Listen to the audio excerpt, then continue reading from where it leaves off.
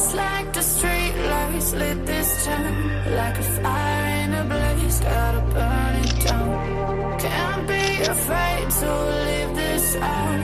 We got this far, don't know how. I see danger in your eyes. They know we'll burn down the night. Coming just like the sunrise. You know that we're gonna let it rain. Tonight, we're gonna let it rain. Tonight, we're gonna let it rain. Just like the sunrise, we're gonna let it rain.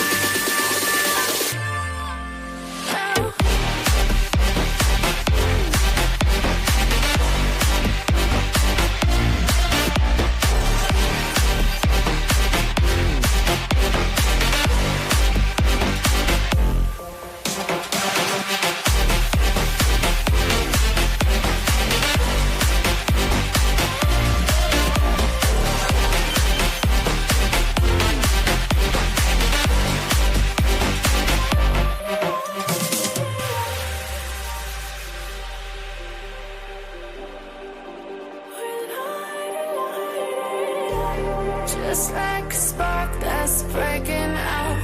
Can't make a stop, can't turn back now. We know that there's no room for doubt. No, we can't turn back now. I see danger in your eyes. They know we'll burn down the night. Coming just like the sunrise. You know that we're gonna let it rain. Tonight, we're gonna let it rain. Tonight, we're gonna let it rain. Just like the sunrise, we're gonna let it rain.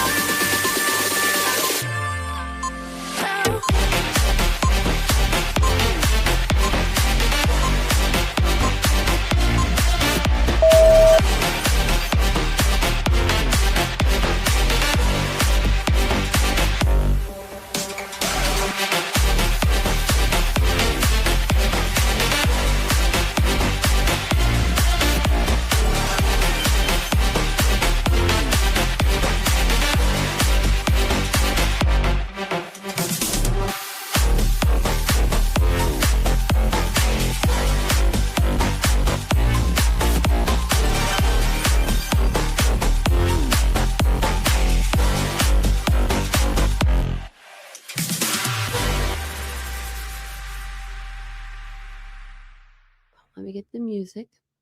Forgot to turn the music off. So thank you guys for holding on there for a minute. Hey, how's everybody doing? Hey, hello, welcome. Welcome on in. Do I have the right? Yeah, okay, I do. I thought I wasn't on the right screen there for a minute. I thought I was on my other channel. I was saying that's not going to be good.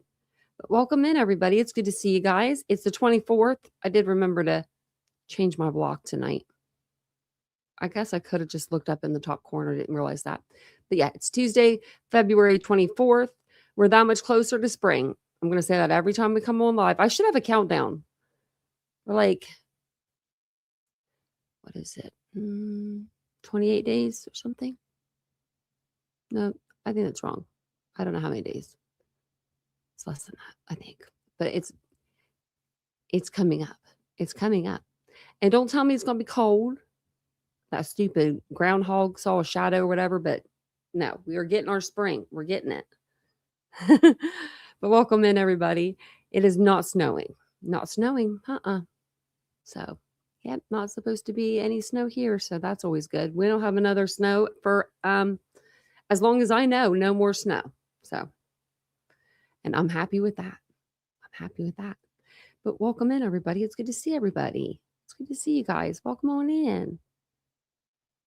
It like rejected my comment earlier. I was like, well, fine. How about that? And look, it just did it just because we did it twice.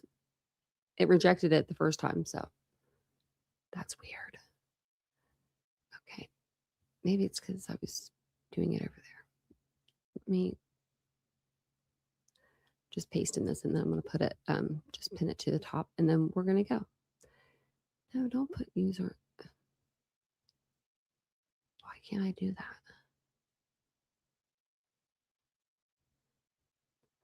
It's like usually lets me pin my own messages, but it's saying it's asking me to put myself in timeout. No, I don't want to put myself in timeout. Are you crazy? It's weird.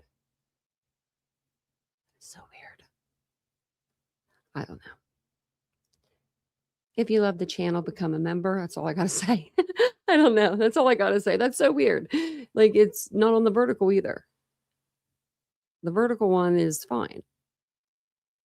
Oh, that's just weird. That's just weird. Okay. Well, anyways, we're going to get to tonight's live. But welcome in, everybody. It's good to see you guys. Hopefully, you guys had a good day today. If you don't mind, will you just hit the like button for me as well? That is free to do. And subscribe to the channel. That's also free to do. Yay, free things to do. And it does mean a lot. So I really appreciate you guys being here tonight. If you are new to the channel, my name is Tanya. This is Titanium Built. So welcome on in. And yeah, if you're new to joining us, just hit the like button. That's all I really ask, and subscribe to the channel.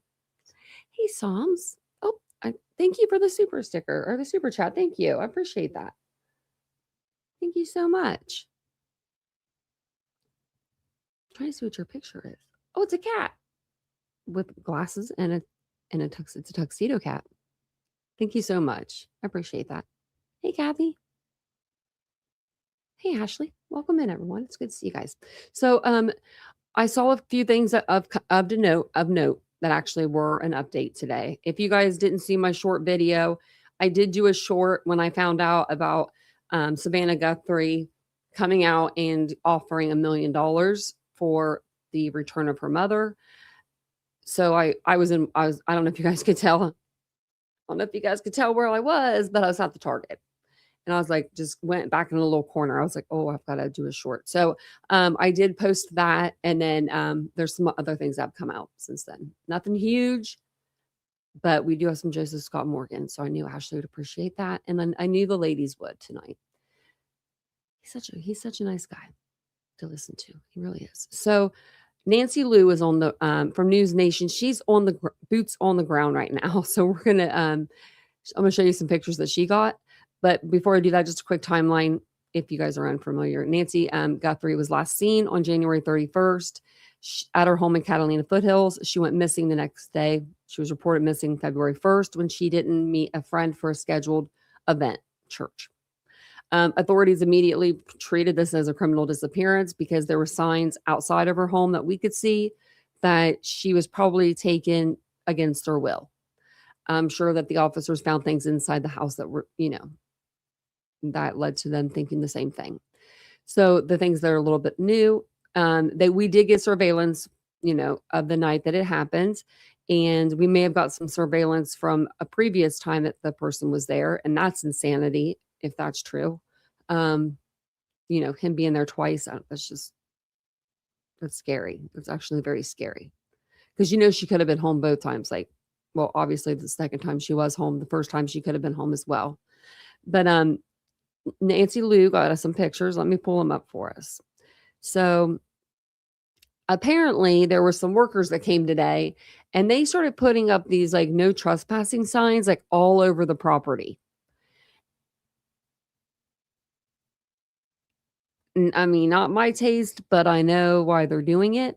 Now, do I think this is going to keep the Amazon guy off the property? No. I think that he would probably be allowed to be on the private property. Pizza delivery man probably won't even see that sign in the dark. But that's why they got a lot of them. So she got, let's see. I wanted to start at the beginning. Okay, here we go.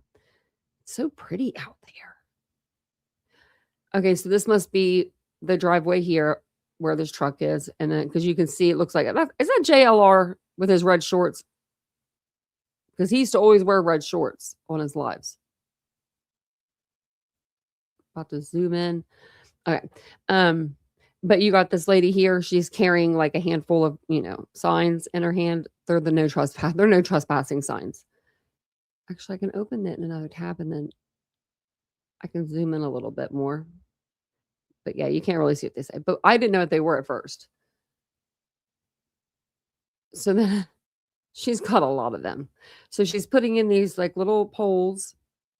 She's got a lot of those. 1, She's got one in the ground. So 2, 3, 4, 5, 6, 7.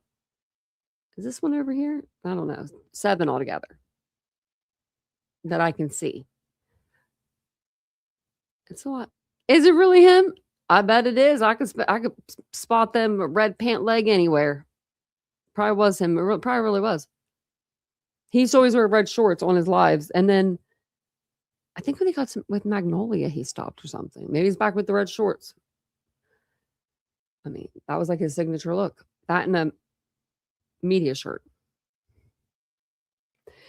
So then we've got, I can't see what our shirt says. Oh, there's a phone number on the back of it. I mean, I'm not telling anybody to call, but I am going to open this in a new tab, see if I can see what the back of her shirt says. Something landscaping.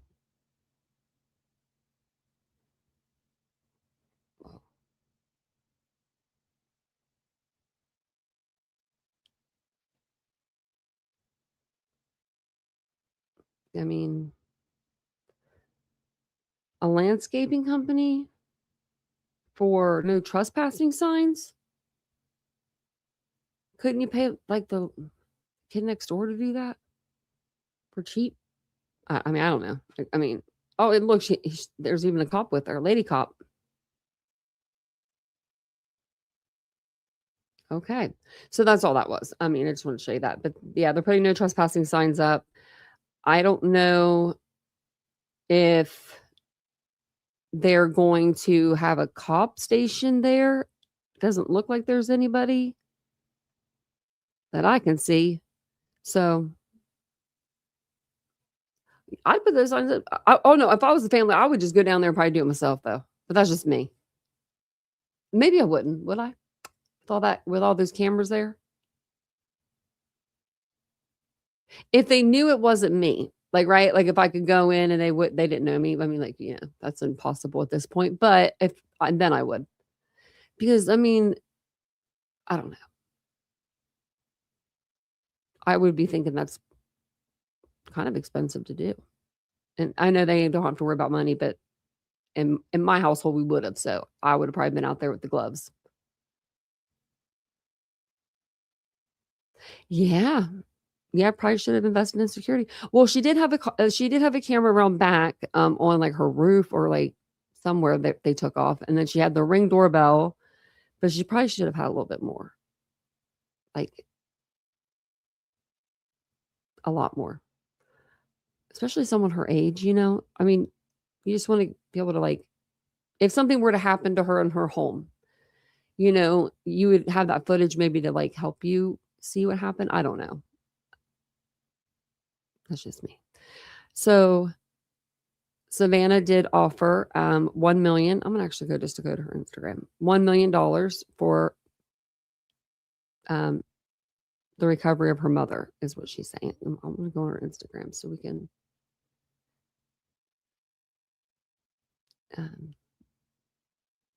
see what she has to say. Because I was gonna play it from somewhere else, but I'll play it from here. Okay.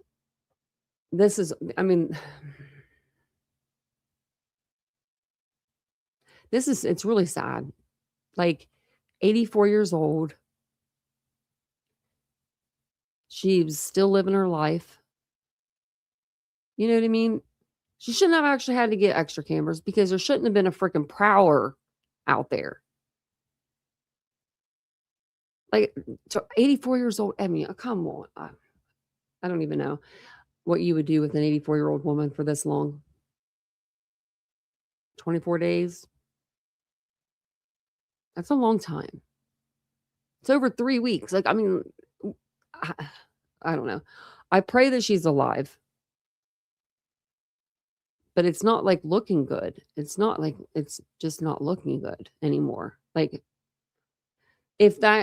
I know Sheriff Nanos don't know what he's probably talking about, but if he said that she needed her medicine within like 24 hours, which he probably shouldn't have said that, I probably would have a different feeling on it. But it's like she doesn't have her medicine unless they're getting it for her somehow. So let's listen to Savannah. This is going to be so sad. I haven't listened to this yet. I just read the article. Hi there. I'm coming on to say it is day 24 since our mom was taken in the dark of night from her bed. And every hour and minute and second and every long night has been agony since then of worrying about her and fearing for her, and aching for her, and most of all, just missing her, just missing her. We know that millions of you have been praying. So many people have been praying of every faith and no faith at all, praying for her return. And we feel those prayers. Please keep praying without ceasing. We still believe. We still believe in a miracle. We still believe that she can come home. Hope against hope. As my sister says, we are blowing on the embers of hope. We also know that she may be lost. She may already be gone. She may have already gone home to the Lord that she loves and is dancing in heaven with her mom and her dad and with her beloved brother Pierce and with our daddy.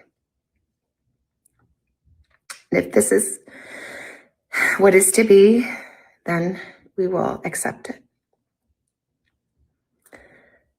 But we need to know where she is. We need her to come home. For that reason, we are offering a family reward of up to $1 million for any information that leads us to her recovery. All of the information about this reward and the details is in the caption below. You can call the 1-800-TIP line. You can be anonymous if you want. Someone out there knows something that can bring her home. Somebody knows. And we are begging you to please come forward now.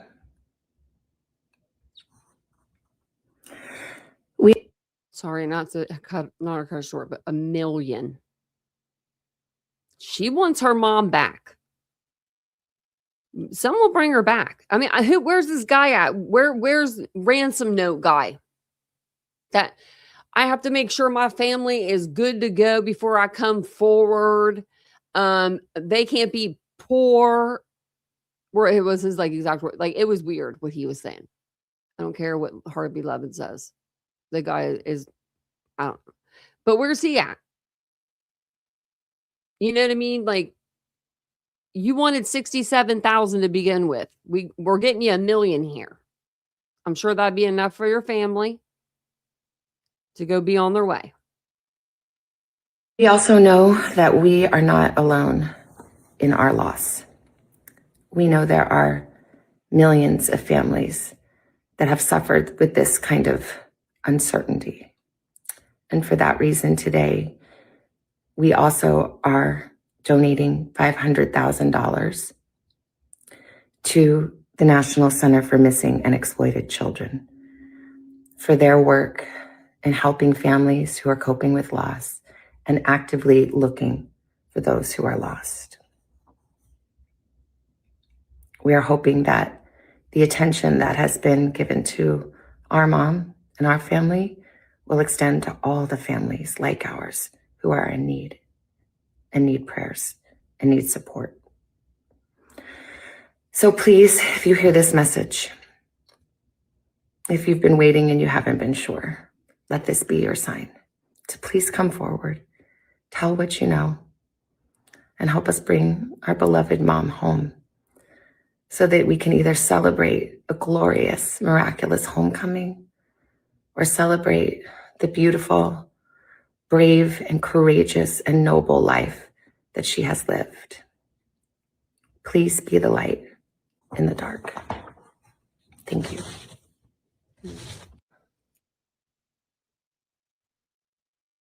I could not imagine. Could you imagine your mother? She's living out the best years of her life. 84. I can only imagine being like, Savannah and her sister and her brother, Cameron, and being like, wow, my mom got to see all this stuff that we did. And like, our mom is like, we still have her. Like, just, I could see them just looking at her just day to day, just at any time and just being grateful, that they like got their mom for that, like that they had her, and then all of a sudden she's just ripped right from like right from them. I mean, like Annie has dinner with her that night. I couldn't imagine like, having dinner with my mom, taking her home or however she got home, Tommaso, Annie, whoever. And then just the next day going over there because someone's like, she didn't show up. You're like, what? That doesn't sound like her. You go over and you can't find her, but you find things that tell you within like 7 minutes of them being there, they called 911. So something told them within those few minutes that they needed to, get a hold of authorities. So it's just sad,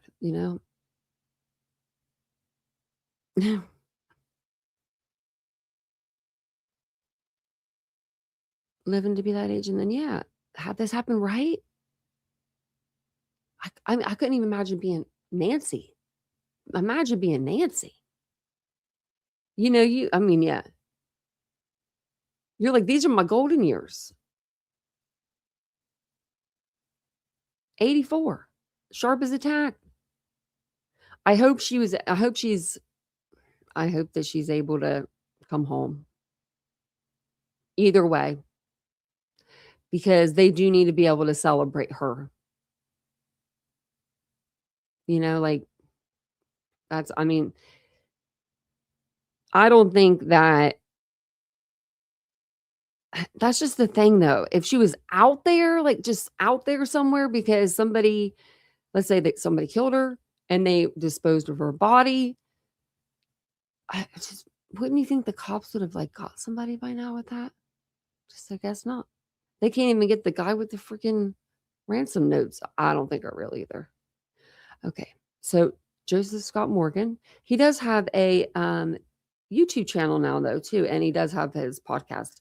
But his YouTube channels are his podcast that he puts on there. So because I went and I double checked just to make sure there wasn't a visual of him. Maybe I could download a couple pictures then.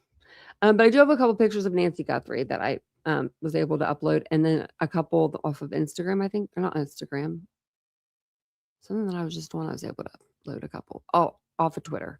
So I'll try to go over there and grab some more. That way you guys have something to look at while you're listening in. So and then I'll put some different ones up. If you don't know who Joesph Scott Morgan is, he is forensic scientist, evidence guy. And he's a school teacher, professor at Jackson State. Is it Jackson State? I think it's Jackson State. I know Ashley will know. She'll correct me if I'm wrong. She'll correct me if I'm wrong. Oh, look, it gives a little bio right here. Join Joesph Scott Morgan every week as he explores a world that not many have had a chance to visit, the realm of death. Joesph Scott will lead listeners on a journey through the blood-soaked death scenes of America and then into the autopsy room to fully understand the science behind each case. All right. Joesph Scott is one of America's leading experts on applied forensics and is regularly featured on Crime Stories with Nancy Grace. He is the Piketon Massacre and Court TV. I told Body Moving, hook it up. Professor Jacksonville State in Alabama. So yeah, I told her because like she said she had tagged him the other day or something, and I was like, I have one lady in particular, but I'm like, I have a whole group of ladies that need to see him on my show. We'll get a life-size Joesph Scott Morgan too to go with our Nancy. Why haven't we done that yet? Do they have one? Do they have a life-size Joesph Scott Morgan? If not, I'll make sure they make one. Okay. So he's going to talk about Nancy Guthrie in this, and I've been waiting on this. I've been waiting on him to talk about this case, just like him, and not on Nancy Grace, like just on his show. I think this is the first time he's covered it, as far as I've seen. He covers a lot of like older cases, and I noticed he covered actually Noah Pressgrove's case a couple weeks ago, and that's another case I'm really interested in as well. So, and I know he feels the same way a lot of people feel about that case, that Noah didn't do that to himself. So this is going to be about Nancy Guthrie and the evidence found in the home, and like, you know, all the stuff that he knows. Yeah. So let's just play it. And I'll put up some overlays. That way you guys have something to look at. And you're not just staring at me. Oh, actually, let me turn it down a little bit. This is an iHeart podcast. All fast. Guaranteed human. At Fresh Time Market. Body Bags. Joesph Scott Moore. There's sometimes I wonder, am I secure enough? Hey, Colleen. And when I say that, I mean, have I provided physical security for my home, my family? Have I provided security, say, for instance, for my identity, for, you know, my future? Security is a watchword that we use, and sometimes we just kind of throw it around, and it's very, I don't know, it's very broad. What does it actually mean? Well, I can't necessarily go into great detail about the security that has to come along with financial institutions or even homes in the sense of surveillance and all that. That's not really my bailiwick. But there is one area which I pride myself on that has to do with security. And that is crime scenes.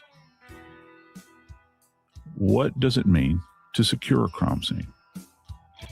Because if it's not secure, everything that is of value can be lost. I'm Joesph Scott Morgan, and this is Body Bags. Brother Dave, Lord have mercy, have we been on a journey?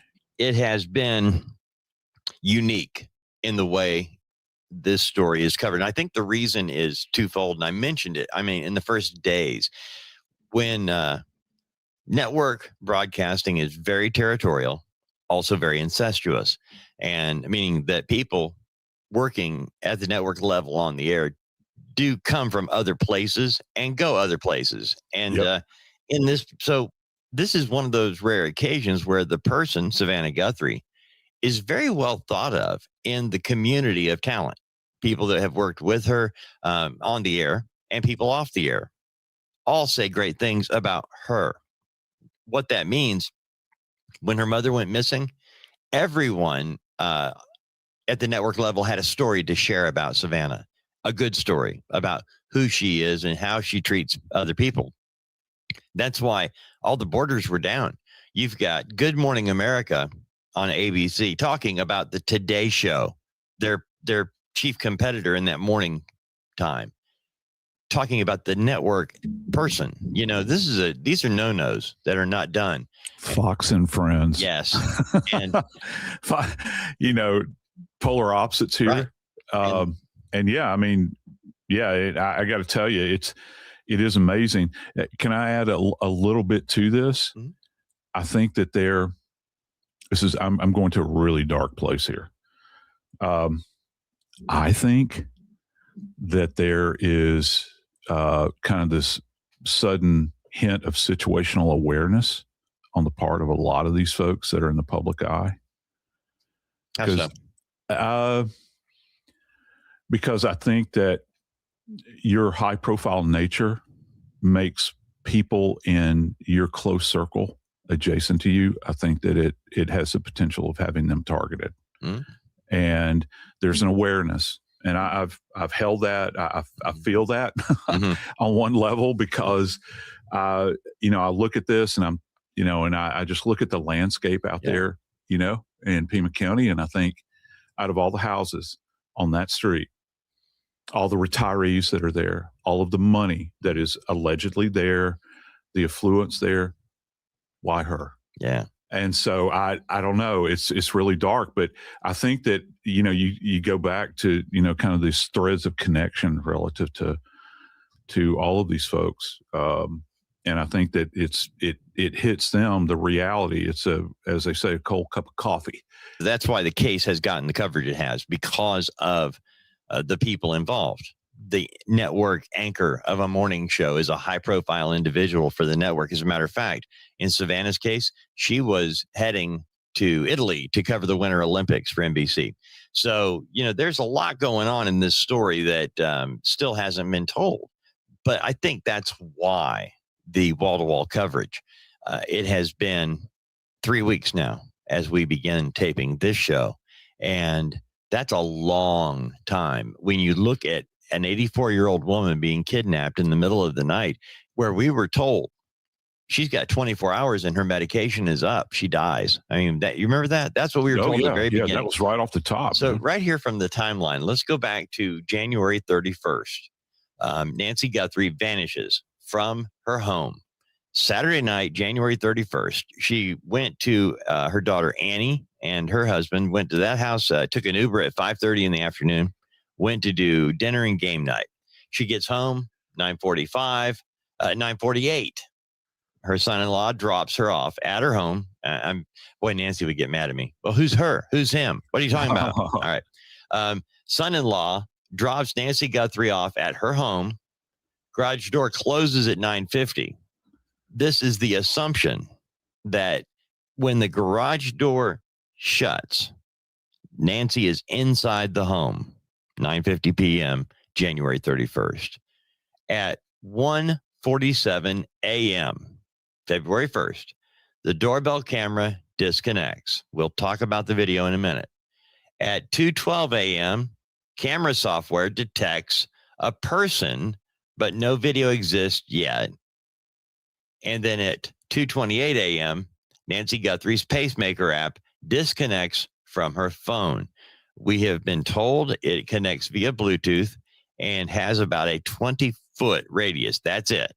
Once she is 20 feet away from her Apple Watch, the pacemaker cannot and will not connect. So we're going on the assumption, we being those of us watching this and broadcasting about it, that at 2:28 a.m., Nancy Guthrie's physical body was more than 20 feet away from her Apple Watch and disconnected, and has not reconnected that we are aware of at this point.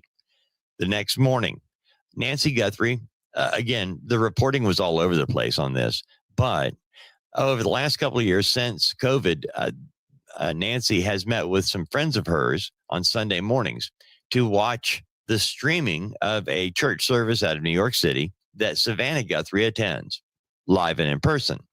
And her mom would gather with some friends in different homes. They rotated and they watched the service together. So Nancy Guthrie in Tucson, Arizona was able to attend church with her youngest daughter, Savannah, while Savannah was in New York City. Very just loving, very nice, very, and that's why when Nancy Guthrie did not show up at her friend's home to watch the service like they did every other Sunday, they being her friends, reached out. They tried texting, they tried calling, and could not get Nancy. They could not find Nancy Guthrie that morning. That is why the friends called Annie. Hey, can't get your mom. Do you know where she is? Annie and Tommaso go to the house, so some of their friends, and that's when it is discovered that Nancy Guthrie is not in her home, and they call 911 at 12:03 noon. Okay, that is the basic timeline that we have. Operating past that timeline, Joe, you from the very beginning talked about what we would be looking for. We very broad, broadcasters, investigators looking into this case. And there was what we have been told, what we have seen, two different things. The Pima County Sheriff's Department documented the scene for about 18 to 20 hours. So the scene was turned back over to the family. Okay, I'm gonna be faster than him. So basically, yeah, they went in there for a few hours, took some stuff, Pima County, left, tore down the crime scene tape. Our good buddy, News Daddy Brian Enton, decided, this is the best time as any. I'm going to take a little stroll up on the house. So he went up there. He saw, that there was blood on the ground. And I think I'm going to have to look and see when those investigators came back, because I think it's after Brian Enton put out that report. I don't know if they had even seen that before that. It didn't look like it. It didn't look like it had been processed to me. Within 24 hours of her disappearance, of Nancy Guthrie's disappearance, the family was allowed back in. That is when pictures of blood on the front entryway was photographed by journalists and released. We saw it that way. That's how we got the pictures of blood. So, Joe, we know that the sheriff of Pima County has been under a lot of scrutiny, rightly so. This is going on 3 weeks now. We still do not have a person of interest or a suspect. We've had a couple of individuals who have been interrogated, questioned, but no arrest in this case yet. So if you would, can we start with what we know about the entryway video? Yeah. Maybe starting there or wherever you want, because that's the case. That's the timeline. That's the case. And by the way, Nancy Guthrie has not been seen since 9:48 p.m. when she walked into her house, January 31st. Right. And the last indication that we have her within 20 feet of her Apple Watch was at 2:28 a.m., February 1st. Yeah. And then she just kind of, like a vapor, just vanishes at that point in time. Yeah, I was, okay, I got to tell you, going back to the blood itself, the blood deposition there, right, that's in the doorway. First off, as an investigator, I was amazed I was looking at it. Right. Okay. As a media personality, you mean? Looking at this? Yeah. So as an old investigator. Yeah. And now in the media, looking at it and seeing it, I'm thinking, how am I seeing this? Right. Because again, going back to my opening statements about security, no one should be seeing this other than the principals involved in this. It goes back to, my idea about the investigative bubble. There should be very, very very few people inside. There's not enough oxygen in the space, if you will. And it's precious. And everything contained within that bubble is precious. Now, I can tell you took the photo, and I consider him to be a friend, and it's Brian Enton. And Brian Enton was doing his job as a journalist. You take the tape down, and I tell my students this all the time, buddy, if you take that tape down. Technically, it's trespassing. I'm not trying to be technical. I love Brian Enton, but technically, it's, it's not like, everyone knew no one was there, but that just stays here. If you ever ask, I didn't say that. I'm just kidding. It's open season at that point in time. Everything. When you talk about taking the tape down, what tape are you talking about? Well, I'm talking about the kind of mystical boundary that is created by this 3-4 inch wide bit of yellow tape that says "Do not cross." Do not cross, or it says crime scene on it, and that creates a boundary that you're not supposed to go past. And once it comes down, all bets are off at that point in time, because you're saying to the public, okay, well, our work here is done, and then if people want to walk up to the house, they can. And I'm thinking, and listen, please do not misconstrue what I'm saying. But taking the long view of this, if you know who you're dealing with here, as far as the mother of arguably one of the most high profile media people in the country. Mhm. Okay. People are going to come to the house. We've seen that. All you got to do is look. I mean, just look at the case of Brian Laundrie. Do you remember everybody just parked out on the street day in and day out? Yes. You know, and that's Brian Laundrie. Dude, I mean, and his family. I'm sorry. I was so proud of the people that did that they actually stood in front of his house, his parents' house, because at the time we didn't know where Gabby Petito was. Well, would you be proud of them same people standing out in front of Quentin Simon's house? I don't think so. We just knew that that Brian Laundrie left town with Gabby in a van she bought. And then he returned in the van owned by Gabby, but no Gabby. And they being the entire Laundrie family would not tell us, well, you left with her. Where is she? You know, there's no reasonable explanation. So tell us something.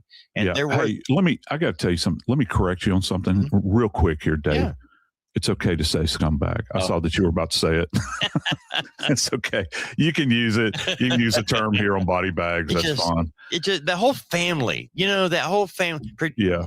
How do you? But anyway, so the people that were standing outside the home yelling at him, I was like, man, I want to be one of them. Right? Yeah, I agree.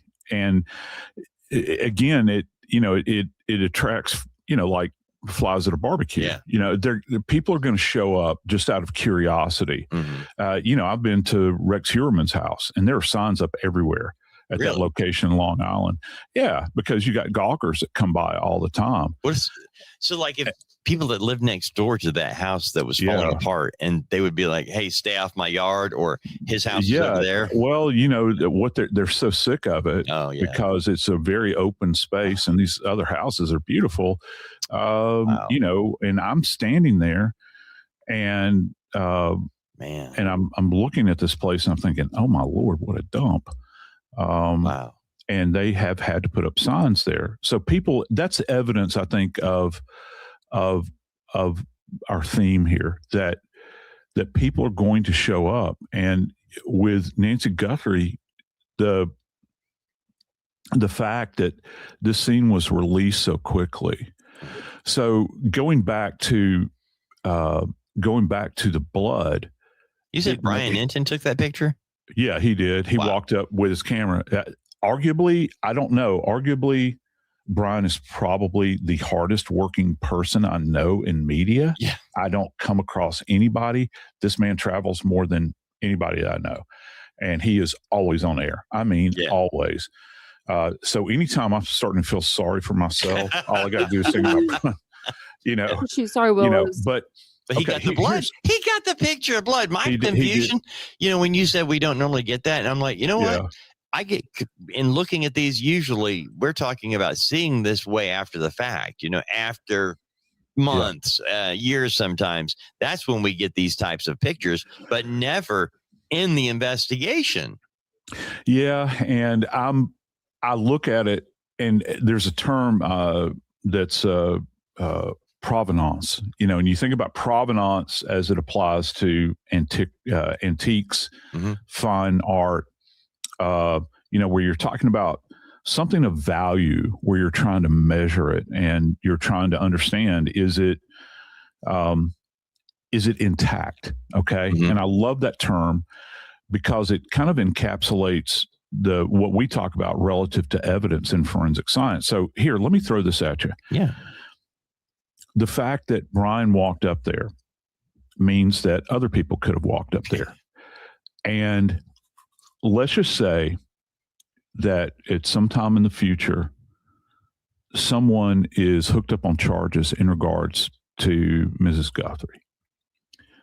Well, if that blood at the front stoop right there plays in to this scenario, this is going to be one of the first things that is attacked by a defense attorney, because it was not secured on any level. They've released the scene at this point. And, and it doesn't matter that when you had the tape up, that you sampled it, You send it off for testing, all these sorts of things, which is fine and good. But the fact that it's an ongoing investigation and you fail to continue to secure this area, and it's not just the security of that, Dave, when Brian took that image, you remember that this person who appears on the camera went over and grabbed weeds, right? You're talking about the surveillance video that we saw. Surveillance video, and walks up and holds it over the lens and drops it. Dave, oh my gosh, those weren't collected. No, they were still sitting there. That's what I'm saying. I don't think that those officers walked up, because it is like it's a walk. Like I don't think that Nancy used her front door ever. When you walk up to it, like it's long. Like her sidewalk is really long to her front door. Like I was looking at a picture of it earlier today and I was like, dang. I was like, that's pretty far. I was like, groceries would be like, hell, like be getting all of, trying to get your groceries in there. So I think she used the garage personally.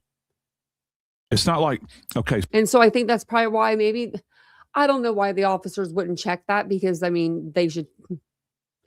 investigators. They should investigate. But yeah. I guess we can only blame Sheriff Nanos for that, because it's his people. So if you look at the blood, you think, okay, the blood could be sampled. You can photograph it. You can do all of the testing. You can even, there's some testing, presumptive testing that we do at scenes to determine if in fact this is blood, if it's human versus animal blood. We can do that stuff. And you would see like a Q-tip, like you'd see like if a Q-tip or something was in it, you know what I mean? And like moved around. These were just droplets, like they had not been touched. The more granular stuff has to be done at the lab. However, those weeds are left there. You can see them captured in that image. Okay. Now, I've been on scenes where we've collected foliage before. I mean, it just happens, there's stuff, because you don't know if you were to take those leaves, okay, of those little weeds and flip them over, you don't know what's on the underside of them. There could be blood deposition under or those little weeds could have came from that person that came up there. Let's just say, I mean, we know they didn't because he was pulling weeds, but let's say that they came from the bottom of his shoes and he wasn't from that area. He was from, let's say, New York. They would be able to tell that those boots were in no Arizona and those flowers aren't from Arizona. Do you know what I mean? Or from that area, at least. They can even say that too. There could be contact trace. Called botany. But when I'm looking at this one clip, I see weeds there and I'm thinking, so this is not collected, but yet it's immediately adjacent to a blood deposition pattern that's there. It just, it boggles the mind just simply based in, I'm only talking about, right now you and I have been talking for about 22 minutes. I haven't even gotten to everything else. It's just this one little focused area where you can see, the lug nuts on the wheel are loose at this point, to use that metaphor, I guess. The wheels are wobbling, all right? Because she's still missing out there. If I've got blood, I'm thinking in my mind, injury. If I'm thinking injury and I know that she's elderly, I'm thinking dark thoughts at this point in time. So it's not just you're dealing with, say, a missing person or even a kidnapping, because I don't know that early on they knew that it was necessarily a kidnapping or, that these ransom things had popped up at that point in time. All we know now is that we've got a missing elderly lady, and she's apparently, because they have gone back and confirmed that is her blood, and people ought not bleed without some kind of trauma. And I think it's trauma-related blood. And I can go into that and tell you what I think. But yet it's released. Please do. And I'm not in any way, I'm not hammering the investigators that are on the ground. This is a management issue, when it comes down to it. Who does make that call, Joe? Who makes the call when you have a scene and you've got a crime scene based on the evidence you're seeing as an investigator? Who makes the decision? I know that if you and I were the first to arrive, we would go ahead and put up some tape, keep gawkers, keep everybody back, from this area. But who actually makes that determination that we are going to set the perimeter right here, right now? And then who makes the decision to keep it up and have it stay up? Because I don't think this has ever come into play before for us in terms of a crime scene. And I know we did run into some odd things with Coburger and the crime scene there, but we're talking, this is a case where we have an 84-year-old woman who's missing. Yeah, this is I'll put it to you this way. I would teach this stuff at Jack State for my freshman and sophomore kids. All right, to 18-year-olds and 19-year-olds. Now, whether or not they adhere to it, but who makes the ultimate decision? Well, in the words of Harry S. Truman, our former president, the buck stops here. Oh.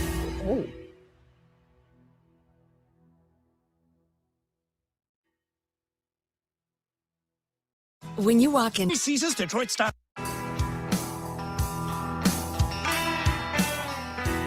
Dave, the buck does stop here. And that, the people that are working the scene, particularly a scene like this, and people have painted Pima County, I think, as this kind of rural backwater. It's not. I mean, it's not. You're in the Tucson area down there. They have crimes. They have, they have to work cases that are technically, let's see, how can I put it? It requires a technician to be on their toes, all right, because they do have a certain volume and tempo that they work at. So whoever's in charge of it was, in fact, appointed by an elected sheriff, all right, who is a politician, all right. And that's ultimately who's making the decisions here. That's why, I alluded to Harry Truman about taking responsibility for it. And, for all of his comments, I have yet to hear a comment about personal responsibility. At best, maybe he has, but so much stuff has been said, or he has said so many things that is, I don't know. It's troubling because I don't know what else has been missed. And when I think about the blood at the door, one of the things I'm concerned with is directionality of the blood, as far as, does it actually lead somewhere? And to this point, we don't have a lot of data relative to that, because when you see blood deposition at a threshold, you're thinking, okay, this could go obviously one of two ways. It can lead away from the house, or it can go back into the house. And I think that that's one of the things you have to consider here. What was the direction that the blood would take you in? You're thinking about, is there deposition leading away from the door, maybe to the driveway or to the roadway, where a car may have been parked and she could be spirited away in there? Or was this blood deposition indicative of something that happened at the doorway? Like if she opened that door, was she struck in the face at that immediate time? And I got to tell you, this, looking at this, and also there's been some comment, and I'd like to, kind of dig into this a wee bit. With that blood deposition, you've got these kind of large satellite blood drops, and that's gravitational impact blood. Like it's free falling through the air. Like you have a bloody nose, you've got a busted lip. But contained in between the big droplets, you've got these really tiny, almost histamine-like blood deposition. And that is indicative of expirated blood. And that's somebody that is, blowing out like that, as opposed to aspirated blood where you're, like this, and it's going back down your throat. So you've got blood that is there. So that's a dynamic blood deposition. Was she picked up and just kind of lifted off the ground and either taken into the house or taken down the driveway? Because, I think some people are wondering, is there any indication that you might have bloody footprints? And how would a perpetrator at the door avoid stepping in blood and leaving a bloody footprint? Well, we don't know how much she has bled. Is that the only focal area of blood deposition that they have? And then how much care was taken by whoever these perpetrators are in this case that have removed her from her family? My kids, my wife has had a bloody nose, and I've borne witness to it. And I haven't stepped in their blood. I'm aware of it. Joe, could you determine how long that blood had been in that place? Because what if that blood came from Nancy Guthrie a week before?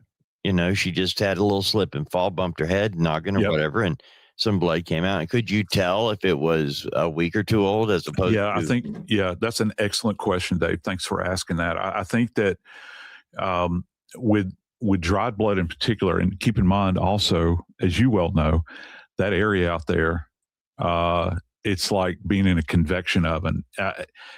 In the summer, certainly, but you have to admit very low humidity. So that's going to impact the progression of changes in blood. Once it's left the body, it's deposited on an area. It actually speeds up in that environment. And here's why. The absence of moisture in the air is going to promote this blood to flake. You'll see it if any of you guys at home have ever, you've been cleaning up around your bathroom. It generally happens in bathroom. You'll find a spot of blood. First off, you'll look at it and you'll think, what is that? And you say, oh my Lord, that's blood, because it turns darker. Now everybody's aware that, when you bleed, it's kind of a bright red color. It's got, I don't know, it appears to almost have life to it, if you will. That's kind of a ridiculous statement, but you'll see it there, and it's kind of brilliantly red. When you look at that deposition, and again, I am basing this solely upon this image that's coming from Brian Denton, okay? Because this is not like a high quality crime scene photo, all right? That's going to be very specific with scale and lighting and all of this kind of thing. That blood just does not marry up with being like weeks old. Bodden, I think, even made a comment, and this is kind of interesting. This blood to him had the appearance of having been aerated. And that means that it's kind of, there's this, when blood is coming out of a highly oxygenated area and it's being deposited onto a surface, it'll almost have this kind of clear bubble-like appearance to it. Whereas, and it makes sense. Let's say you get a cut on your forearm, all right, or a cut on your hand and you're dripping blood. That blood does not look like the same kind of blood that comes out of the nasopharynx area, okay? Because it's oxygen rich, you're kind of blowing it out. It's kind of like creating bubbles, that sort of thing. It's not like, it's not the same. It's like the kind of viscous blood that you get if you have a cut and it's free falling. So again, directionality, the nature of the deposition, what does it tell us, I think, about movement of Mrs. Guthrie? And we can say that it is Mrs. Guthrie because they have, in fact, we know now that they've tested it and they've said that it's hers. So what can you take away from that?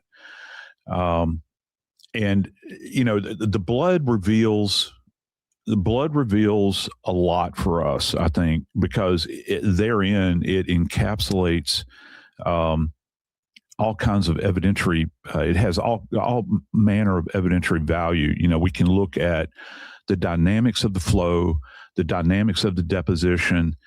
We can determine what type of blood it is. We can rule out animals. We can rule out other people. We can say that it is this literally blood typing. And then, you've got the big consideration with DNA. And there's a lot of kind of back chatter going on right now as you and I are chatting, Dave, about commingling of DNA. And this is going to be a big issue. I don't think that it necessarily has so much to do with the blood here, but there's so many dynamics working with this case as far as molecular evidence goes, that trying to get this thing unspooled, if you will, is going to be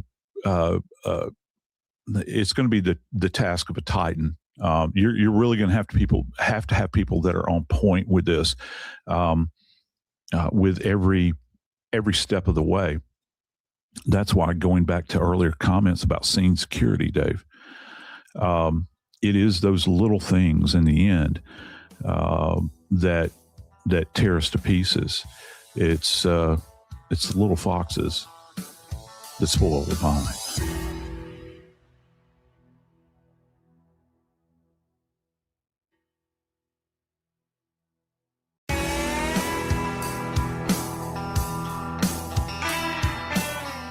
Dave, there has been a number that has been floated, and I really need you to help me get my mind around this and how we kind of arrived on this number.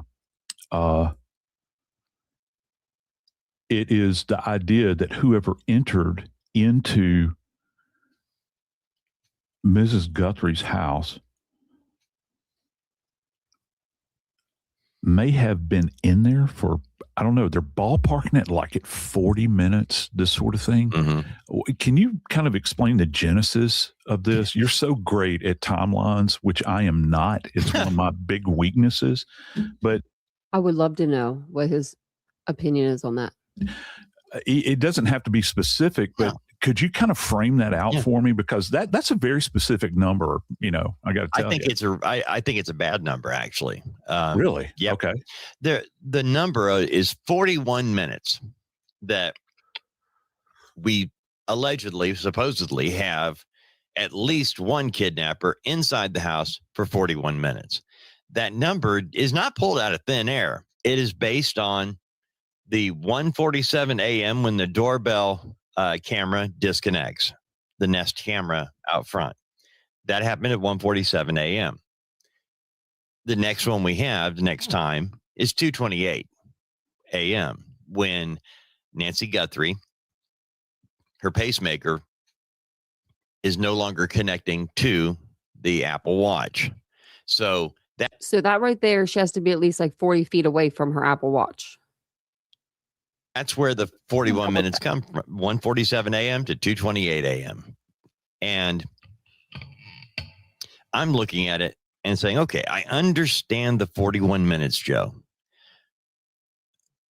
But I think what it really does is it gets us jammed into a time frame here. But we don't know that Nancy Guthrie was removed from the house at 2:28 a.m. We only know that she was 20 feet away from her Apple Watch at the time. We do know the Apple Watch was left behind in the home. Okay, we do know that. It was right there where it always was, next to her bed. 20 feet? No, you can go further than that. I'm going to say 40 or even further. I'm looking it up right now, but I have all Apple devices, and your girl loses her phone a lot. And I use the little, it's like on the brand new phone. If you hit the thing for it to ring, it'll start ringing on your Apple Watch, and it'll show you like how many feet you have till you get to your phone. And I've had 20 feet or more to walk to get my phone. So, and it still buzzed. Do you know what I mean? So it was still like registering. I'm thinking it's more like 40 feet or maybe even more than that. But the only thing we know is that at 2:28 a.m., she was farther than 20 feet away and did not connect back. That's what we know. So to think that there was 41 minutes, dude, could have been hours. We don't know. And at this point, we know what we don't know is as important as what we do know. So saying that there was at least 41 minutes, I'll go with that. But I don't think there's any indication, that she left that house at 2:28 a.m. I'm concerned about a number of things that I wanted to ask you about, though, Joe. Yeah. And again, we're back to this, the crime scene, which was not shut down. And a lot of times when you and I are on, use Nancy's show as a prime example on Crime Stories with Nancy Grace, we oftentimes approach a subject or a discussion of, the defense will tear this up for these reasons. And we're not doing that. We're trying to figure out, where is Nancy Guthrie and how are we going to find her, and why are we not getting this information? And sometimes that does get into the discussion, but there's always, my gosh, Joe, common sense dictates that this crime scene was called a crime scene early. They being investigators were there for 20 hours, and then they gave it back to the family. There was no reason to do that because no family was staying there. We had Savannah Guthrie came to town, but she stayed at Annie's house for the first several days. The home was empty. There was nobody at Nancy Guthrie's home, Joe. We know that police they didn't have any crime tape up. We don't even know if they were watching it at that point. So anything could have happened in that house that would change what possibly happened to Nancy Guthrie. So just dealing with what we actually know. Let's say let's use 40 minutes. Okay, Joe, let's stay on that. In 40 minutes time, you've got at least two people up and around that house, Nancy Guthrie and her kidnapper. We know that because Nancy's no longer here and she didn't leave on her own.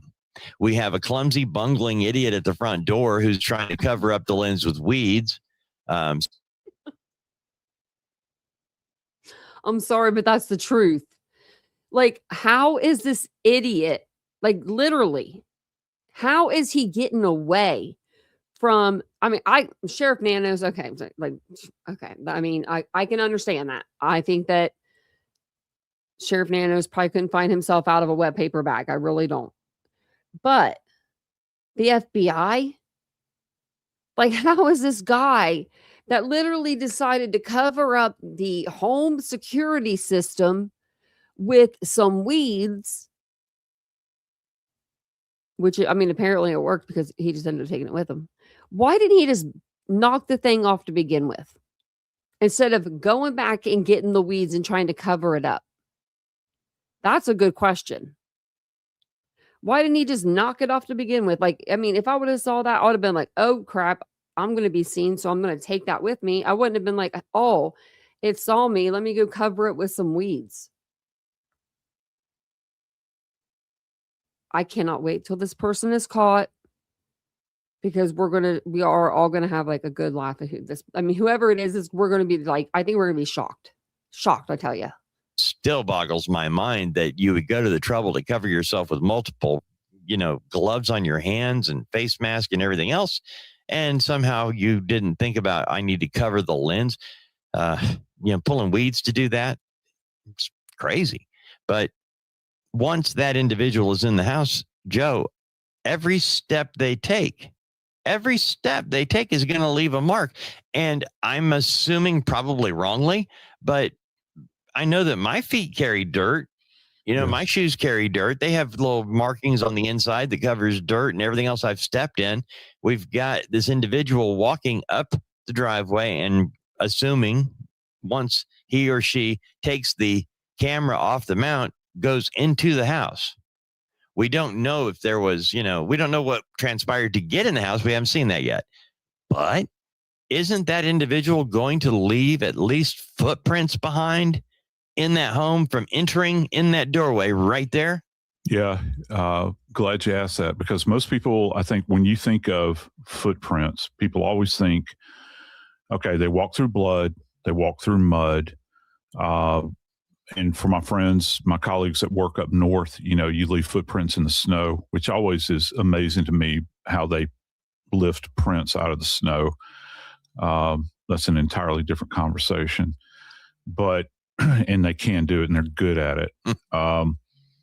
But here's what you don't think. For those of you that have never been out west, and particularly in this environment, if you don't live in the Southwest, the one thing it is dusty. Okay. That's one thing that old Western movies get right about the, that environment out there where you see swirls of dust that are kind of, vortexing across the camera, as the wind blows and that sort of thing. There is issues with dust, a lot of sand, right? So that transfers to the soles of your feet. And just because it transfers to the soles of your feet, all right, doesn't mean that when somebody steps on the ground and walks away, let's just say for you, anybody out there, if you think about your heel contacting the ground and you kind of a normal step, now you can be a toe walker, but let's just say a regular person, heel striker, and they roll their foot across the surface of the ground and then finish on the tip of their toe, all right, there is going to be a very specific print that has been left behind. And if you have enough dust on the sole of your shoe, it will replicate. It's like a negative image of your of the soles of your feet. All right. And so if you're wearing something that has tread patterns, and the one person, there's a capture of an image. And I got to tell you, the shoes that they're Okay, the way he's talking about stepping, I feel like remember those steps? I don't know if you ever did dance class, but what were they called? Shuffle ball change? Shuffle balls. And then you go shuffle ball and then you change the foot. Shuffle ball and then you change the foot. That's what he's that's what he's reminding me of when he's talking right now. Like who I'm going to go back 15 seconds. Who would walk like this? I mean, like foot to heel to sliding. I don't know what he said. He said some weird stuff. I was just like, I don't know. Of the soles of your feet. All right. And so if you're wearing something that has tread patterns, and the one person, there's a capture of an image. And I got to tell you, the shoes that this individual, where I can visualize them, where I can see them, they look like athletic shoes. So if they're athletic shoes, that means that they're going to have a specific tread pattern. Okay. Well, what we would do in that case is do an electrostatic lift.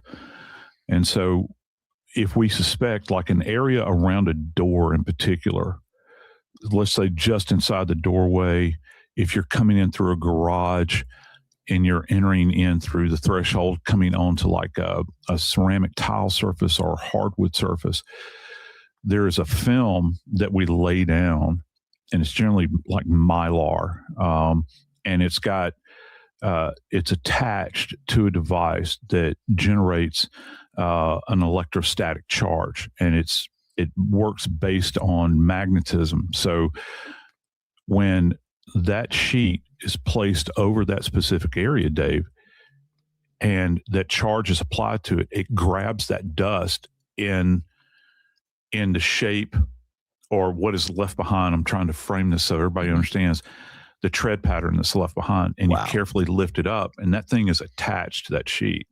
Wow. So you don't simply have to have, say, like trace contact from blood, where it's going to, enter on, say you transfer from the soles of your shoes onto the receiving underlying surface. It can be dust that this takes place in. And those things are easily eradicated. Now, you run into a problem, obviously, because think about the dynamics of Mrs. Guthrie's home. Okay, when her kids show up, when they're first, alerted and they show up, well, we're talking about mama, right? Well, you're frantically looking for mom. You're not thinking about where you're stepping. All right. So Annie's footprints are not going to look like her mama's footprints. The son-in-law's footprints are certainly not going to look like mama's footprints. And I doubt they took their shoes off before they came in the house, particularly if they're in a frenzy. Some people have a thing about shoes in the house, got to take shoes off the door, that sort of thing. But if you're looking for mama and she's missing, you're not thinking, oh, I'm going to set my shoes aside. Well, they will have specific patterns that they may have tracked in. Then you're going to have first responders that come out there. The PD, for instance, they're going to track through there. So it's a matter of collecting as many footprint samples as you can within this environment and then beginning to eliminate, kind of like DNA, wink, wink, nod, nod, what is identifiable and what's not. They might go back to, I don't know, they might go back to the daughter and the son-in-law say, hey, what kind of shoes were you wearing when you walked in the house? Okay. And are these the same kind of shoes that how often do you wear them? Those sorts of things. And then you've got, your cops. Well, they might have standard issue boots that they wear. All right. And they really stand out. I wore a very specific type. I always wore boots. And I'm not going to say the manufacturer because they're not paying me any damn money. But there were very specific boots that I would wear that are commonly used by first responders and law enforcement. And that sole pattern is distinctive. Okay.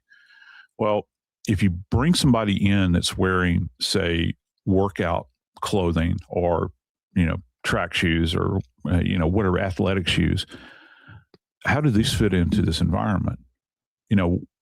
Where did they come from? And here's kind of even a more granular question. Probably the Walmart. When were the last time her floors were cleaned? Now that seems kind of passé, but let's just say that Miss Guthrie liked a clean house. I'm going to say Miss Guthrie had an impeccable house. Okay. I'm just going to say that. I'm just going to say it. It could be, she could be a hoarder in there. We don't, for all we know, but I'm pretty sure she probably kept a pretty clean house. She probably took her little shoes off in the garage, probably didn't even bring her shoes in the house. So you're going to know. I think they're going to know that somebody else was up in there because I think there's going to be shoe prints or maybe like just dust even coming in onto the floor. But no, I think she probably kept a pretty clean house. She looks like it. But you can't really go off of looks because there's a lot of people that have a lot of things in their home and, you would never know that by looking at them. Okay. Well, does she, kind of nominally do it herself? Because I know that she has trouble kind of ambulating, but some people can't get past that. If you've been cleaning your house for years and years, it's something you kind of still like to do. Mm-hmm. Or does she have a housekeeper that comes in on a regular basis? If she does have a housekeeper that comes in on a regular basis, what does regular basis mean? Were the floors cleaned the day before, 3 days before, or have they never been cleaned? I don't have an answer to that question. So just the tracking of any kind of footprints that are going through this house is significant. Now, if you've got blood deposition that's being transferred by feet, okay, that puts you onto a whole other level here because now you can enter into things like Blue Star and Luminol, where you can, get the stuff to luminesce and you can actually follow a pattern. One of the creepiest things I think I've ever seen. To me, it always had a creep factor to me when I was at a scene and they were using luminescence, and you can see, somebody that's tracked through blood, and you can actually see the direction they're walking. It's different than seeing bloody footprints. To me, there's something about that luminescence that's really, sends a chill up my spine for whatever reason. You never know. You walk through a world that seems like peace, a place that is probably held a lot of joy over the years, where she entertained her family, her grandbabies coming in and out, meals. And if you could look back through time and see it's really tragic because now she's missing. That anchor that held this family together is gone, like we said earlier, like a vapor, has disappeared. This is going to continue. This is only part one. I'm Joseph Scott Morgan, and this is Body Bags. He mad. Let me take Nancy down. Oh, Nancy.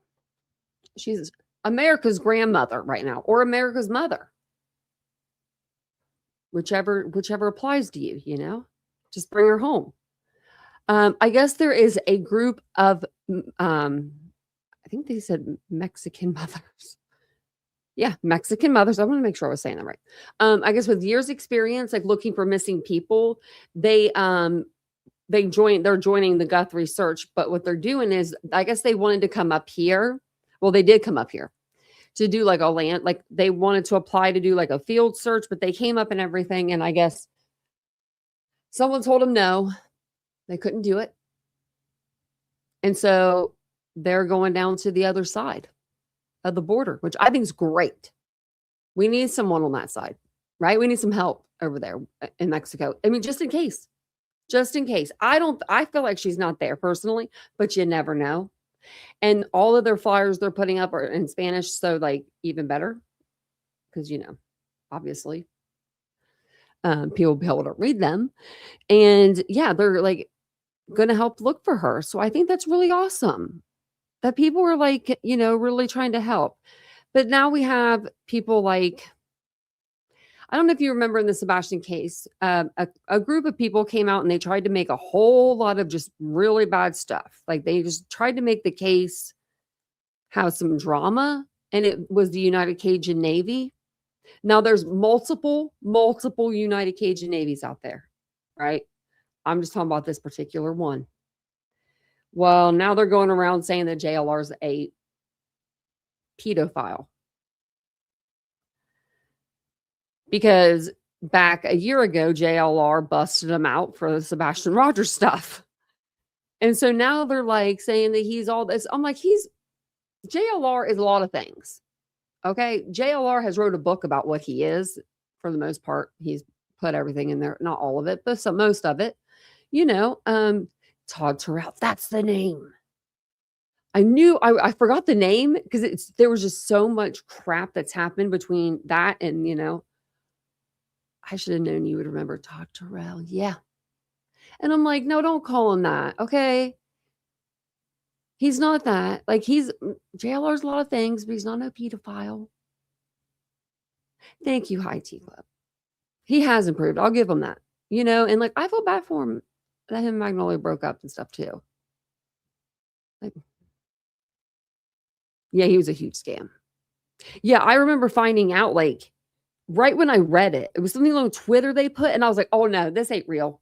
And I remember like just digging in, and I was like, something's wrong here. I was a little, you know, I was like a little crazy. I was like, well, we're gonna find out. I might have even did it on my second channel. I can't remember, but or it's on this channel. But yeah, it was just like, oh my goodness, you know. Oh my goodness, no. Is she doing okay, Ashley? Like, I mean, I know she's not. I mean, that's a stupid thing to ask, but like, is she acting like she's okay, or is she not acting like she's okay? Like, is she acting more like she's having a super bad panic attack, or is it like something you've never seen before? Because I was praying. I was just praying just a second ago. Cat, dog, and gas money. Yeah. Yeah. Man, he was asking for help. And then he got busted out, and then he left. Never. I thought it was that was just, you know, something that was a person we never see again. And there was all of a sudden like, boop, there he is. I went on to X today and I saw that all this stuff. There's like things, memes marked safe from JLR, and I'm like, come on, he's not. I mean, he's a lot of things, but he's not that. So.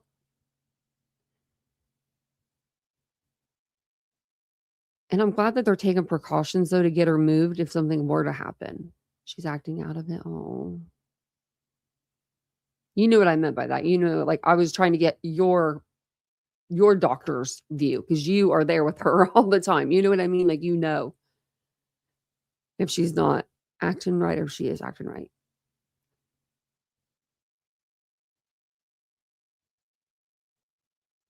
Oh, thanks, Mary Beth. I like to clean too. He did start on Riley's, yeah. And then he came in like a damn tumbleweed. Said he found him. Yep, I forgot about that. Yep, he did say he found him. That's when I think I started digging on him, actually. It was during Riley's case, maybe. Such a sad case. Oh my goodness. To the ICU.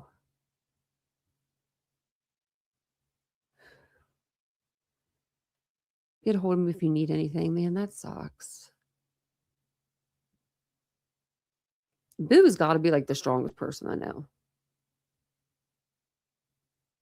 She's very like strong. Like she's like, give her a break too. She shouldn't have to be that strong. And Nancy shouldn't be missing. I still can't believe an 84-year-old just out there missing somewhere. No, nothing to be seen here. Like the FBI is involved. And hello, FBI, are you here? I mean,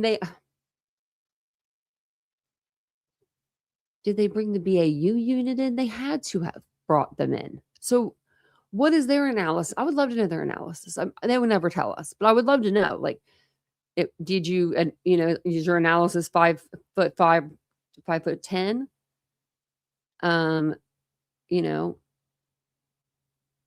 Whoever that guy is, like, or what is it?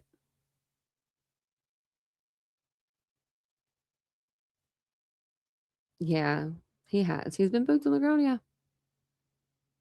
And everybody's been streaming him, making so much money off him too, just like they did the Daniel Cavalcante case, which he says he doesn't mind. But I don't know. I feel like I would be like Nightbotting and his link up or something to make sure it was like dropped every 5 seconds. I feel so bad. I don't know. It's just so weird to me. You think there's more than what they're telling us? I think they have more. I think they definitely have more than what they're telling us. I just don't know what it is. And I don't know why they were busting in people's houses for what? Because he might have been in the area delivering something.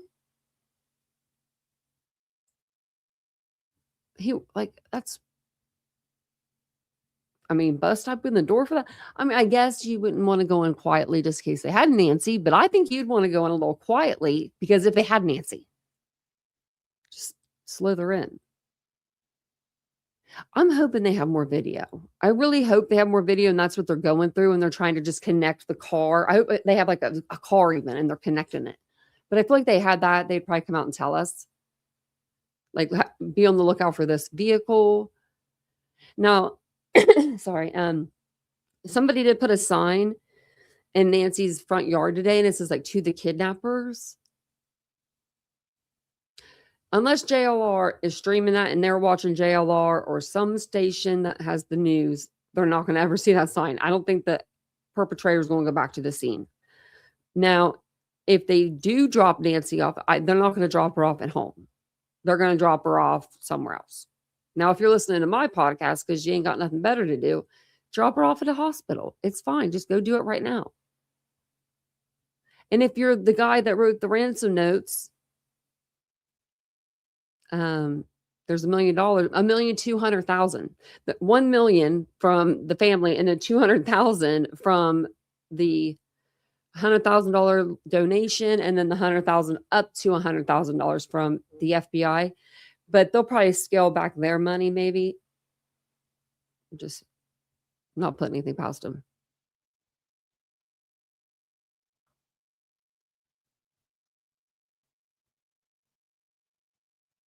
He did share generously. He did that on the Danielle Cavalcante case too. I just don't, I've always like, there's just been like something, okay, there's just a couple cardinal rules And, like, I know that he doesn't care, but it's just something ingrained in me to, like, stream snipe him. Like, literally to like, those people could just be going over to his stream. I guess if they like my personality and they wanna hang out with me, that but I'm just like, I don't know. It's $505 for me to get there. Whenever JLR leaves, I'll take his spot. Should tell him. I'll be like, tap me in when you're ready to go back and just take a look when you're ready to go home and take a shower in your own shower and sleep in your own bed for a couple nights. Just leave me out there for 2, 3 nights and I'll be hearing like coyotes and shit. I'll be ready to go, because it's all dark out there. They probably do have like coyotes and stuff.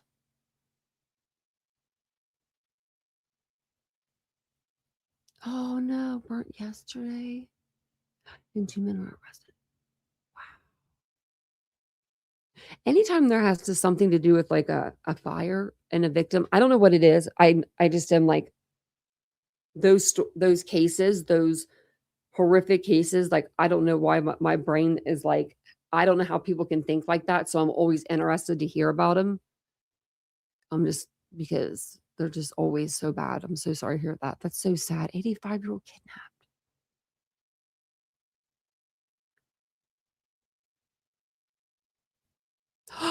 Oh man, MAGA. See, I haven't heard that, and I'd be so mad if I did. I'd be flying in there. I'd be saying something. Yeah, don't talk shit on him. Or if you have before, that's the thing that gets me. Yeah, that's the thing that gets me. I think we're gonna do it live on my second channel because I have a lot to say. But yeah, no, people that talk so much crap on JLR for years and years and years, and now they're streaming his coverage while he's live. Are we in the like a different world? I feel like it sometimes. Coyote mating season. See, Renee, look, why are you gonna tell me that? I ain't doing that. I ain't going no coyote mating season. I'll be hearing them. Brian Enton's not there. It's Nancy Lou. I think Nancy, though, she could probably kick some butt. Another Nancy. There's a lot of Nancys. Yeah, that really sucks.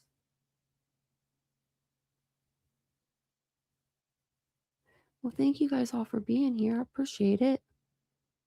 We're just going back up in the chat. Just to see what you guys were talking about. Where's Ashley? I like to clean too, Mary Beth. I told my my spine doctor that I was like, I know I'm not supposed to clean. Like that's what you're gonna tell me. Like that's bad on my back. Like, but I'm not going to stop. So what are we gonna do? So that's why she wants to do those like injections, which I'm gonna cancel my appointment tomorrow. Hey, up north to Alaska. Oh, thank you. So I think I'm gonna cancel my doctor's appointment for Thursday. And because I'm going to the court hearing. So what was I gonna say? I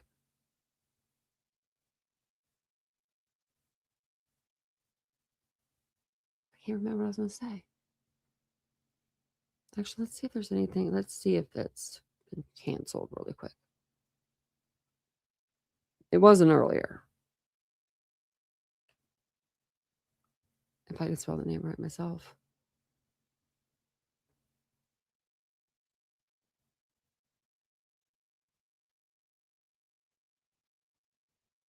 Well, I guess he was a basketball standout as well. Caleb Flynn's neighbor remembers him as a model citizen before his wife's murder. I guess more people are picking up the story now.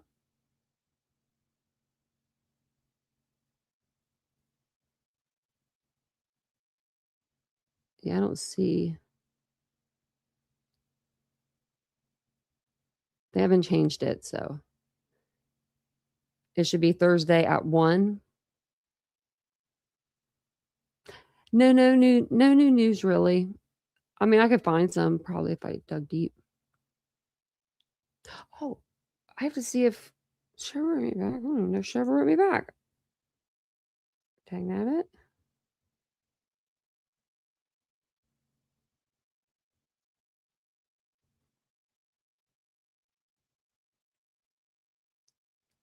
Okay, I have like 71 of those messages, but you know. Let's see. I don't see where I wrote her. Okay, I wrote her. She hasn't wrote me back yet. She better write me back. She's from down there. And her sister said she would know. And I'm about to be like, what do you know? You know what I mean? Because I know that my friend Stephanie, she is a talker. How does she not know everything that's going on down there? I would be so like, I don't know. That would be crazy. Aw, thank you, Ladybug. And we're all praying for Ash and Boo. Thank you for sharing all this information every night. We all love you, praying for you, Ash and Boo. Thank you so much. Thanks, guys.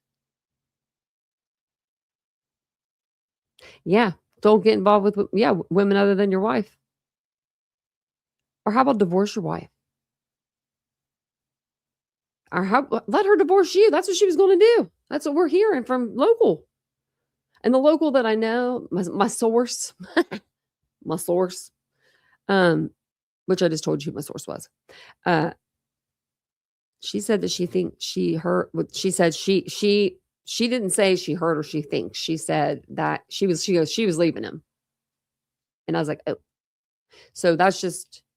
I put the disclaimer allegedly on it last night or the other night because I didn't want to like, you know, I trust her because I really do trust her with whatever she has to say. She's not one of those people that are like, you know, like a bullshitter. You know what I mean? Like she would tell me straight. Like, but that's why she was like, text my sister. Like, okay, so I might have to text her sister again and be like, hello. And you guys have been so great tonight. You guys have been awesome. But I am going to go to the court hearing for Caleb Flynn. If you're not aware, it's a case here in Ohio, and it's about what's it, like 30 minutes from me, 35 minutes, I think, 33 or 35. So on Thursday, Caleb Flynn will be going to court for a preliminary hearing. He already went for his arraignment last week. Allegedly, he killed his wife, 2 GSWs to her head. And he goes, Caleb Carl, his wife was leaving him. Yeah. That's what my friend's telling me that is from down there. She's from actually Tip City. I forgot she was from there until Vincent told me. Vincent was like, remember Stephanie's from there? I'm like, oh yeah.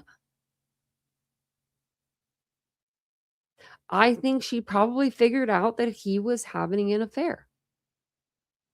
And I don't know if she was pregnant or not. That's the whole paper thing is weird. Still trying to get down to the bottom of that.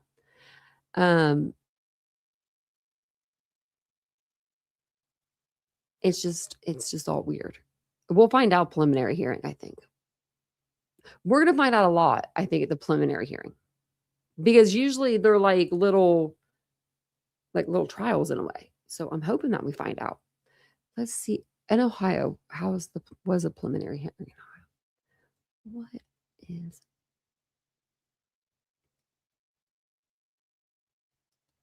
We've only had one other case in Ohio that we covered. And he decided to take a plea deal, which was good because I wouldn't want his stepdaughter or his wife to go through what they, you know, like I wouldn't want them to relive that. And our death penalty, we haven't used it in a while. So, but I still wish he was on death row. Okay, so it says preliminary hearing in Ohio is a crucial early court proceeding for felony charges held in municipal or county court to determine if there is probable cause that a crime was committed and that the defendant committed it. It is not a trial to determine guilt, but a check to see if there is enough evidence exists to proceed. So they put on a little bit of their evidence, and then they decide whether or not probable cause exists. Then it's bound over to the Court of Common Pleas for indictment by a grand jury. If not found, the case may be dismissed. It won't be.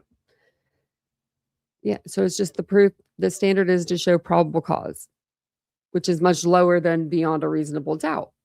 So, good night, Renee. I like the little goosies.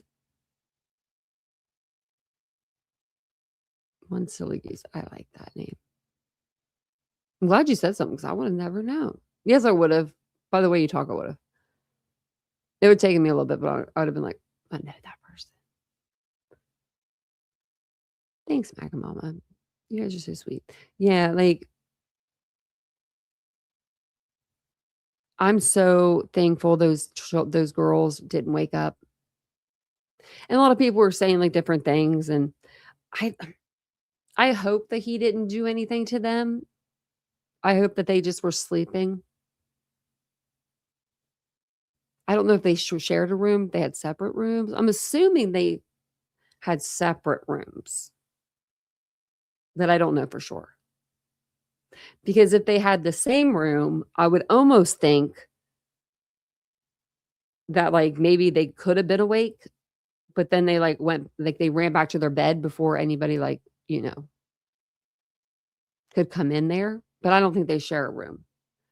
Because when you're little, like you'll wake up for stuff and you'll want to know what's happening. You'll like be nosy. Me and my brother used to do that all the time.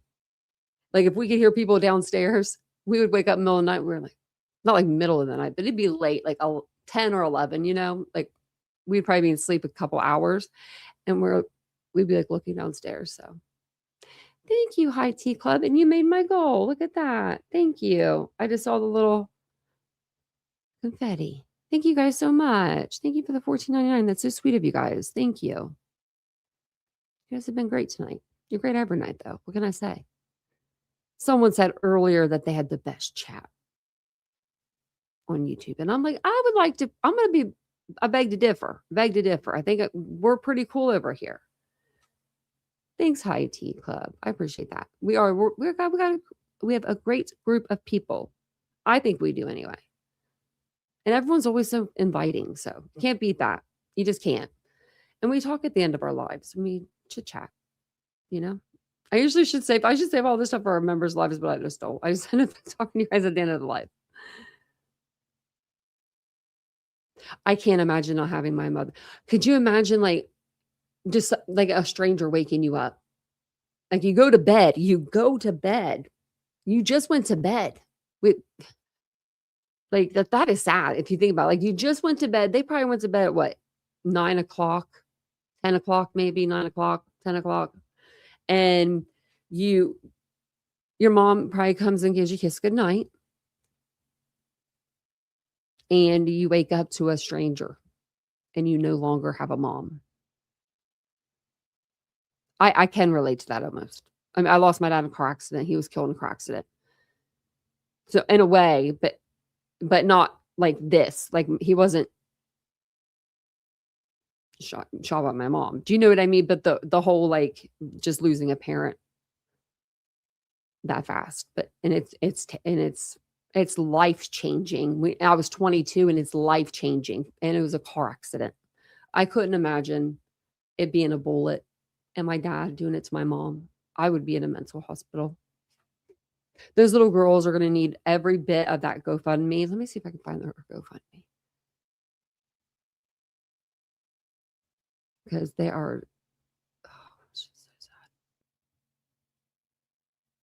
sad. Man, why isn't my hands one type?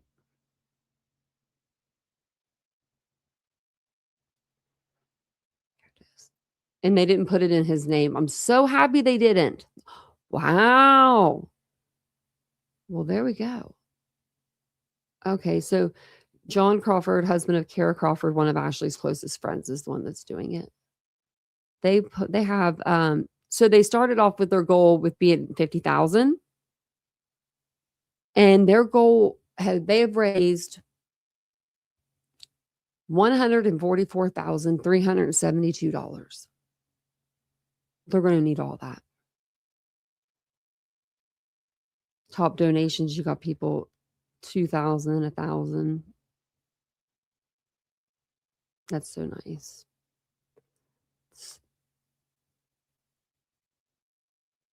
I mean, it doesn't bring their mom back, but it's like, I hope they get into some good counseling.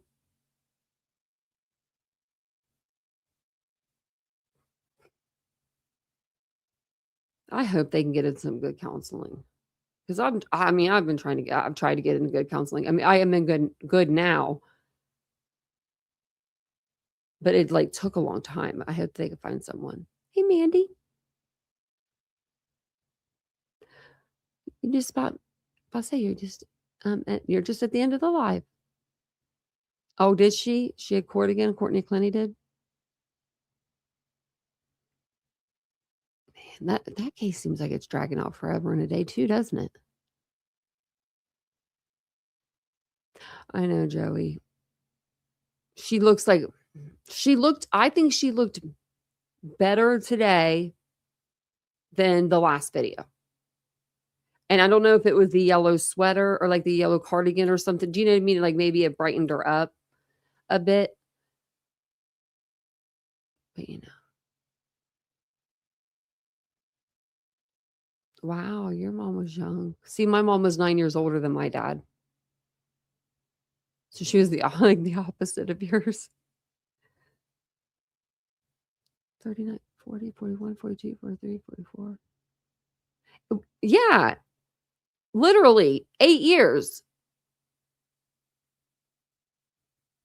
They were 8 years apart. And your parents were 8 years apart. But your mom was 8 years younger than your dad. My mom was 8 years older than my dad. And you would have been my mom's age. Ladybug and both of our dads died at 47. This is getting a little freaky. She's snoring. The dog's snoring.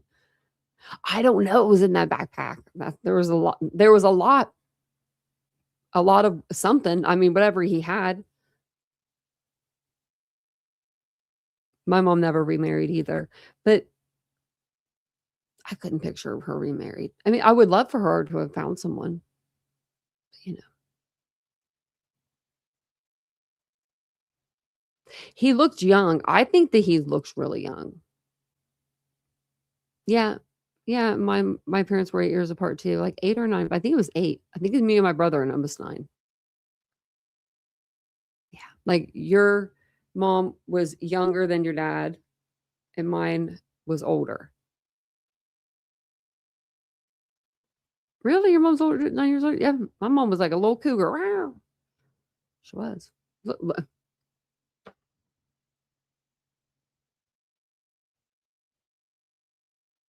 Wonder where I got that from. Vincent's younger than me. He's only 3 years younger than me, but I've always dated guys that were younger than me a little bit. I don't know why. You would think they would be very mature. They're not. They weren't. He is. See, look at that, Mary Beth. 7 years older. I would never known that. Well, I'm going to jump off of here. I'm going to get some rest. I don't have anything to do tomorrow other than just do some work in this office. I haven't had a chance to be in here, it seems like. So,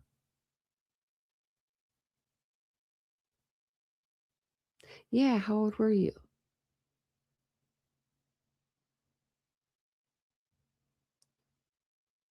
You were 16. I was 22. 22 is like so close to 40. My brother's 48 now. And when I look at him, I'm like, you're too skinny. I like to hug him. I always got something to say.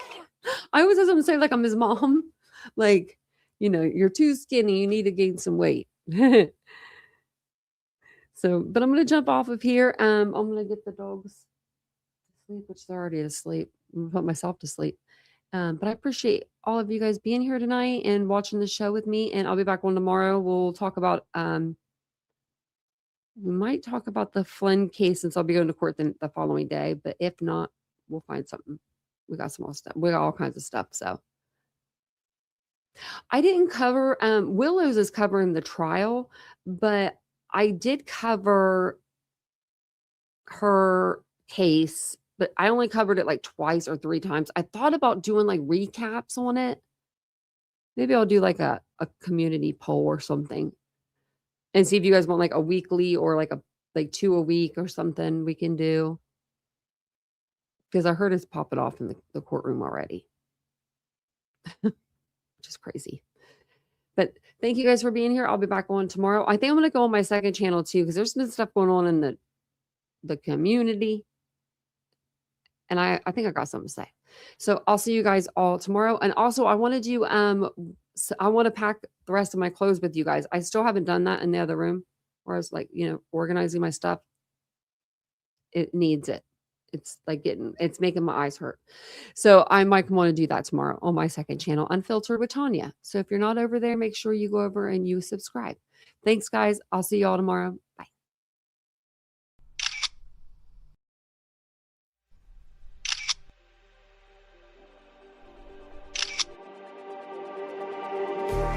Just like the street lights lit this town, like a fire in a blaze, gotta burn it down. Can't be afraid to leave this out. We got this far, don't know how. I see danger in your eyes. They know we'll burn down the night. Coming just like the sunrise. You know that we gonna let it away. Tonight, we gonna let it away. Tonight, we gonna let it away. Just like the sunrise, we gonna let it away.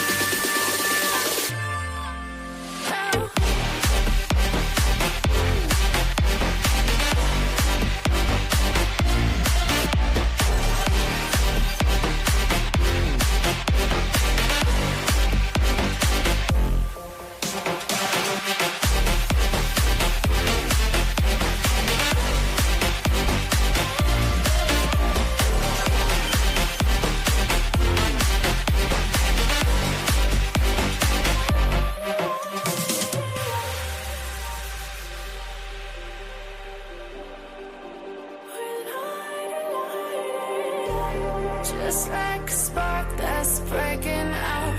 Can't make a stop, can't turn back now. We know